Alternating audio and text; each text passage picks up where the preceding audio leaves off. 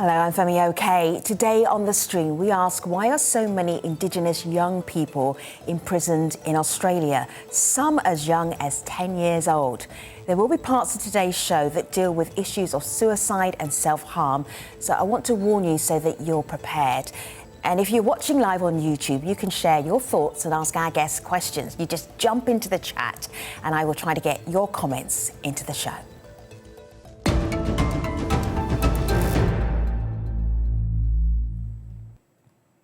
Indigenous Australians are imprisoned at disproportionate rates. They are more likely to go to prison than Black Americans, who have long campaigned against high rates of incarceration.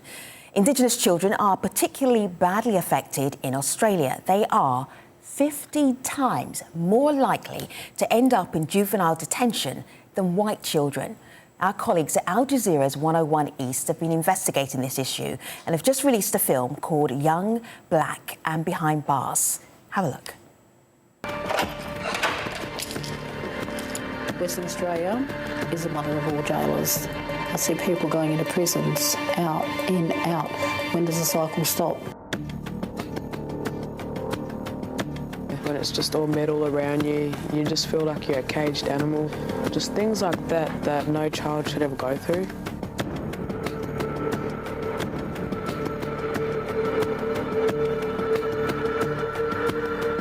Were all the kids treated fairly in there? Not really. Like 10-year-olds getting bashed from like 16-year-olds. Locking up 10-year-olds, 12-year-olds is not the answer. We've got to do things better.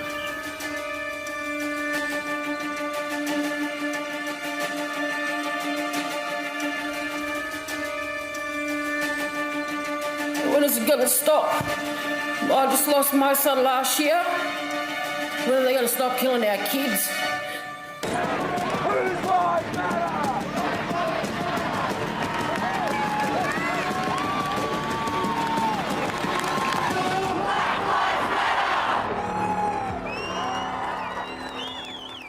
Joining us to talk about the incarceration of Indigenous youngsters, Megan Crowker is Director of the National Suicide Prevention and Trauma Recovery Project. Naomi Murphy is a community activist and KRITI SHARMA is a senior researcher with Human Rights Watch. We also asked the government's National Indigenous Australians Agency to join us, but they turned down our invitation. But they did send a statement, and I will be sharing that with you a little bit later on. Ladies, thank you so much for being part of today's show. Megan, there were just two numbers that are in my head right now. One is 10. That's the age of criminal responsibility in Australia. The other one is 50 times more Indigenous youngsters are incarcerated than white youngsters in Australia. Those two numbers are shocking. What does that mean to families, Megan? If we take it away from numbers and we talk about families, what does that mean? That means that there's broken families, families that are hurt, families that are being subjected to racism, discrimination. There's a lot of marginalisation, particularly over here in Western Australia. As mentioned in the other video, we are the mother of all jailers and the discrimination is really quite clear. With the National Suicide Prevention and Trauma Recovery Project, my colleague and I, Jerry Georgiadis, we've worked with 12,500 people since September last year. Coming into contact with families who are broken, there's little hope, there's so much despair. But being at the coalface, you see the hurt. And it's really quite painful in the sense of the arc of issues that people are dealing with. People as young children as 10 years old, 11, 12 years old, working in some of the banks here over a short period of time. You can see that there are massive challenges for our people and our young people in today's climate in Western Australia and in fact across this nation are in trouble. Naomi, you appreciate this because when you were a youngster, you had a brush with the law more than once. Can you explain how a young person who's from the Indigenous communities in Australia, how they get into that situation? Because there's cause, there's effect, and then there's prison. Yeah, that's right. So speaking about my personal journey over the years has not only given me healing but an understanding as to why things were the way they were for me as a young girl. So I grew up in a home where there was lots of family violence and abuse, but that came from my mum being of stolen generation, and as a young girl I didn't understand that. So growing up, I followed in those footsteps of my Aboriginal mother, who I love dearly, but had a lot of trauma. So I was then stolen by my mother's white foster father, which then put me in a cycle of around 11 years of age of starting to come in contact with the justice system and experimenting with drugs and alcohol and crime. Naomi, people in Canada will understand what a stolen generation is, and also people in different parts of the world where there is colonialism, or there was colonialism. Basically, what happened for the stolen generation was children were taken away from their families and put in institutions or other families because they felt that they could be looked after better rather than with their Indigenous or First Nation families. That in itself is a whole conversation, but just so that you understand what happened to Naomi. Interestingly enough, there are voices of accountability in this 101 East documentary, and I want you to hear one of them. This is Tony Hassell. He's the Corrective Services Commissioner for Western Australia. And here he is explaining why it is so many Indigenous youngsters are incarcerated. Let's have a listen. Today, Indigenous incarceration rates continue to increase. Between 2004 and 2014, the number of Aboriginal prisoners nationally rose by 88%. I accept that there are too many Aboriginal people in prison. I think we have to own that, but it's an incredibly complex problem to resolve. Is the system racist? I don't think so. I think what we're dealing with is, as I've said, a group of people emerging from colonisation, and we have to be honest about that and accept that. Colonialisation, not racism. It's interesting how Tony Hassell is able to separate those two.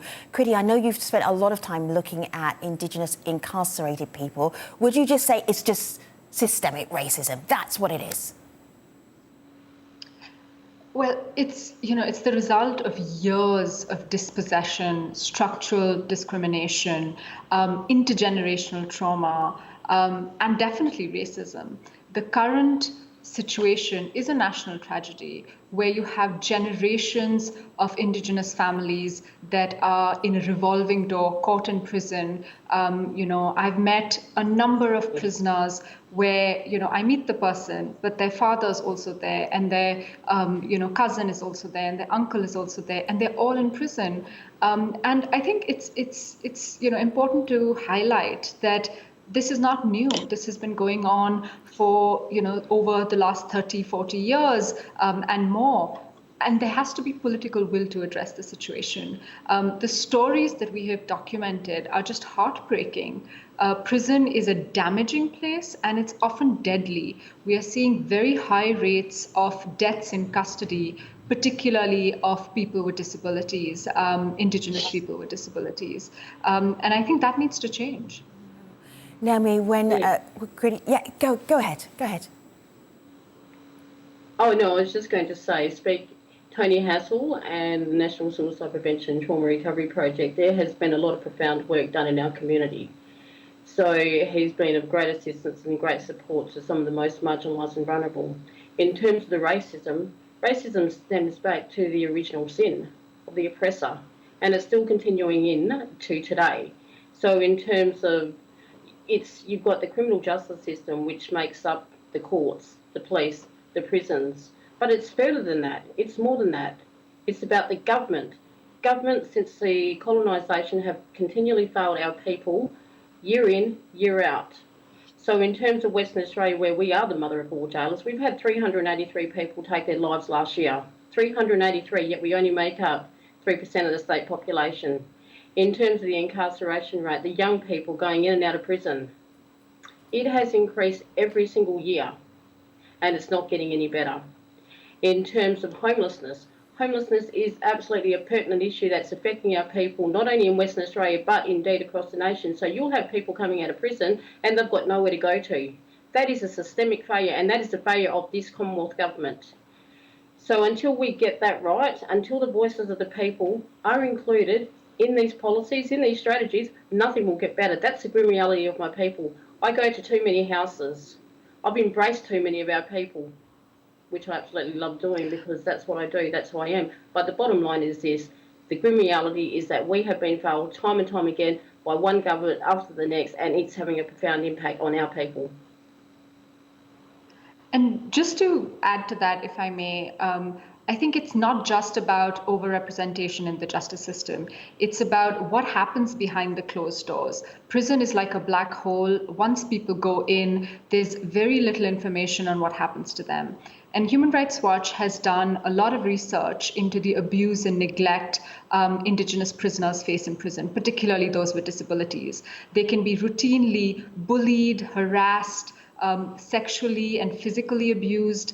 And one of the critical issues that we see is the use of solitary confinement. Because there is a lack of training in staff, a cry for help is often seen as behavior that is disobedient or someone who's acting up. And so the response is punitive. People are locked up in a cell for over 22 hours a day in extremely sterile conditions. They're given a smock to wear. They are under a heavily monitored environment under CCTV camera. And there's just a very, a lack of support and services in terms of mental health care. So people resort to self-harm and often end up attempting to take their own lives, as Megan said, because of the failure of the state to provide any kind of support. Ladies, I have some questions for you. People are watching right now on YouTube, so I want to put these to you. Megan, you can take this one. Why are 10 and 11-year-olds not separated from older children? What is the situation in Western Australia regarding very young people who are incarcerated? Where are they compared to older children? So in Western Australia, they have one youth juvenile detention centre, and that's throughout the whole state. Western Australia is a massive state.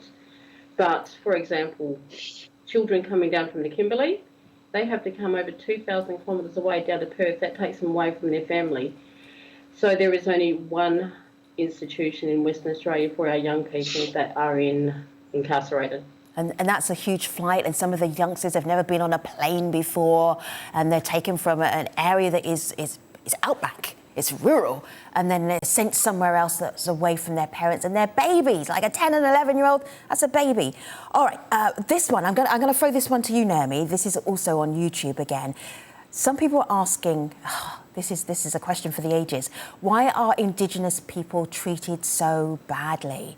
Naomi, have you thought that through? Look, yeah, that's a good question. I think that it goes back to what the other ladies were saying before around, systemic racism and just the way this country's been established on lies and racism and the genocide of our people. So it can be indirect as well. I remember as a young girl being at school, and I was always segregated from my non-Aboriginal students and classmates. And, I was picked on a lot at primary school, so even by my school teachers. So I think that it's just the way it is in this so-called lucky country. Let me bring in Montina Kelly, who is in the 101 East documentary. I'm gonna go to Megan straight after this. I want you to see what Megan does. Often she is in the community. She's a support system. She is a shoulder to cry on. You're going to see this literally. Montana Kelly lost her son. He committed suicide. That's correct. He was incarcerated. He was a young person. And I want you to see what Megan does for her job and how she tries to help. Let's have a look. Charlie was living on the streets and took his own life after his lawyer told him he was likely to go to jail for 4 years for committing an assault. It's been 10 or 15 minutes before he done it. He came in there, he leant over and he kissed me. He said, "Mum, I love you." I didn't think nothing. It was hard as a mother seeing my son now. And I was just screaming, Charlie, just please open your eyes, Charlie, please. Oh, my son. It's hard, my son. I tried to get help from him. I tried, and I couldn't get nothing from my son.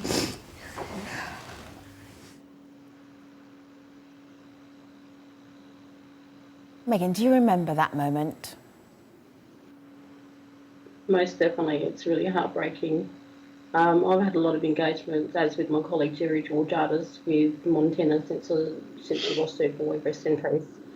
Going to the day, as soon as we'd heard what happened, just to reach out and show that love and that respect, and to see if there was anything that we could do to help them get through one of the most painful moments of their whole entire life. When you lose somebody, and especially when you lose somebody so young, it has this profound impact on a person. So basically it's just about showing that love and that care and that respect and helping people through moments. Not only have we engaged with Montana, but the way that we do it with the National Suicide Prevention and Trauma Recovery Project is that we engage with the whole family and work through the arc of issues. Since we've been engaging with so many people, we haven't lost anyone, and that's not doing anything special. It's about being there and turning up and working through arc of issues and leading to practical solutions, and that's one of the focuses about what we do. It's that intense psychosocial support, which is 24/7 going to the people, because we do recognise that this is a poverty narrative that's affecting our people across the nation. Montana's a beautiful lady and we're still working with her, and many of the families we work with a year, 2 years on, we don't close anyone out, and that's just how we are as blackfellas. And what I noticed in Montana's situation, and also, Christy, you've mentioned this as well, often there are families who are incarcerated. There are mums whose daughters are incarcerated, brothers whose little brothers are incarcerated. Naomi, you were nodding up a storm when Christy was talking about that. You recognise that. Did that happen to you? Yeah, there's been 3 generations of Aboriginal women in my family that have been through the justice system. So my Aboriginal nan was thrown into jail after her children were stolen, and then my mother has had contact with the justice system, and then I unfortunately followed in the same footsteps, but I've managed to break that cycle now with my own children, and that's through cultural healing and that journey of reconnecting with my identity and Aboriginality. I want to move us on a little bit because these stats are known. This is not suddenly breaking news for Australia or breaking news for Indigenous communities around Australia. So what are people doing? Naomi, you're doing work. Megan, you're doing work. Christy, you are doing the research. The information is out there. So how are people reacting? I want to introduce you to Daniel Carrington. He's a police cadet. He's an Indigenous police cadet. Have a listen, have a look. It was a bit hard at first. Like, people didn't trust me as much. All my friends, my family, close relatives. It took them probably about 2-3 months till they warmed up to me, until they realized that I'm still the same person, just in a blue uniform.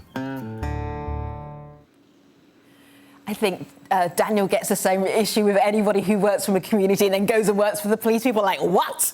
What are you doing there? But he makes an interesting point. Megan, do you think that will help if the people who are enforcing the law, if they come from Indigenous communities, they understand the community and they're not likely to throw people into prison for reasons that are more to do with poverty and generational trauma, and they're seen from inside the community and are not punishing them for basically the legacy of colonialism? Having people in the system is really quite pertinent, and it's about change and people building that trust and rapport with people working in these institutions, whether it's on the front line with the police, whether it be working as a prison officer with the Department of Corrective Services, as we have it in Western Australia. Of course it makes a difference.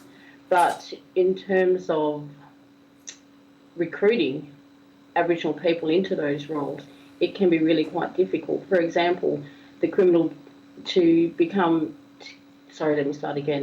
get into one of these roles, criminal records are going to be an issue. So over here in Western Australia, 1 in 12 Aboriginal men have been to jail.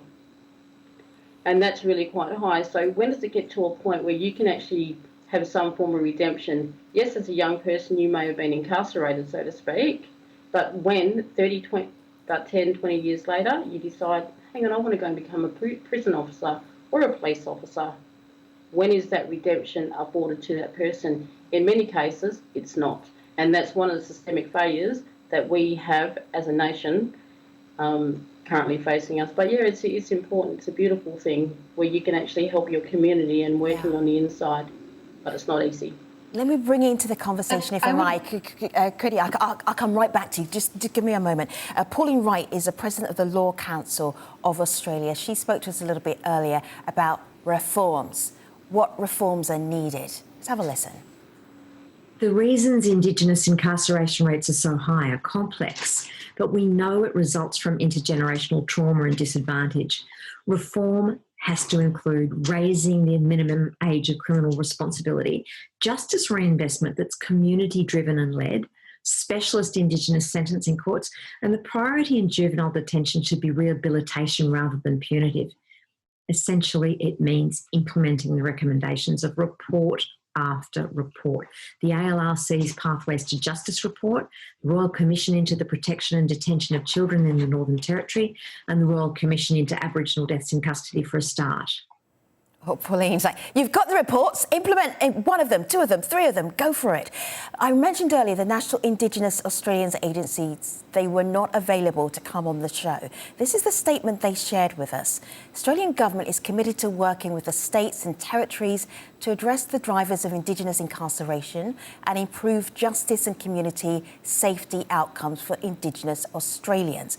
Now, they are saying that they have provided $260 million and now committing another $267.7 million in the next year. I can see Megan is leaning forward, but I'm going to push this to KRITI. Sorry. No, that's okay.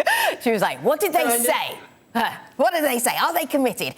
KRITI, this whole idea of reform, the numbers are there, your research is there. Human Rights Watch, numerous community organisations are really pushing for this idea of Black Lives Matter in the Australian context. How hopeful are you that something is going to change now? Well, I think to be realistic, the reports that Pauline Wright mentioned, the Royal Commission from 1991, it's been 30 years since the recommendations are there. So there really needs to be political will. Yes, funding is important, but the approach and the attitude needs to change. As she said, I think you were saying that the approach is very punitive. You need more training for staff. You need more Aboriginal and Torres Strait Islander people on staff. Currently, a state like Western Australia has only 4% of Aboriginal and Torres Strait Islander people on staff. So it's very, very low. And above all, the laws need to be changed. Raising the age of criminal responsibility is one, but there needs to be a ban on the use of solitary confinement. There needs to be more monitoring of prisons so the abuse stops. There needs to be better cultural training so that the services are provided in a manner that is appropriate for people who are Indigenous. Today, if you are an Aboriginal person in prison, you do not want to seek health services because it is a barrier. There is a lot of racism. You are called all sorts of names. You're insulted on a daily basis by prison officials. KRITI. So I think it has to be a more comprehensive form. KRITI and Naomi and also Megan, you inspired a huge conversation that's going on right now on YouTube. YouTubers, thank you very much for engaging that conversation. Ladies, thank you very much for being guests on the show. We are not over yet. There's so much more to talk about. Have a look on my laptop. I would love you to go watch Young, Black and Behind Bars. That's the 101 East documentary that we have been talking about for the past 25 minutes. And the correspondent and producer of that film will be joining ajstream on Instagram on Thursday at 20:30 hours GMT. If you can't watch it on Thursday, Drew will be there any other day because we will record it and leave it there for you. 20:30 hours GMT, Drew Ambrose and myself talking about young incarcerated people and Indigenous young people in Australia. Thanks for watching, everybody. I'll see you next time.